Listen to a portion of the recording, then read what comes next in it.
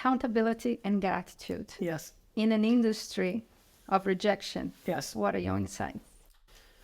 Well, I mean, I think that's a really good point. I think one of my favorite things about real estate brokers is they are in the business of getting micro losses. They do taste it. Even my sister's all sad. Actually, she's handling it really well. She just lost a very big deal at 11:59:59, at the last second. And you know this, and everybody who's watching knows this. So I think gratitude is just being grateful for what you have versus what you don't have, because if you focus on what you lose or what you don't have in real estate, you're going to be very anxious and very upset very quickly.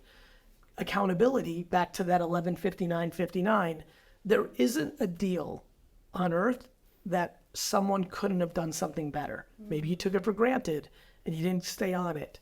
Sometimes you can't control it, but there's always something you could have done better, even when you didn't control the outcome. And so, I think accountability is very powerful. And I think when you have gratitude and you have accountability, you start getting into a very interesting place where you're not bothered by anything because you're happy for what you got versus what you don't have. And you realize everything is on you and it's your fault, which creates a scenario where you're not feeling not in control. It doesn't leave much left to upset you. And so there are two things that most people do not carry. Most people on earth do not have enough gratitude for what is going well.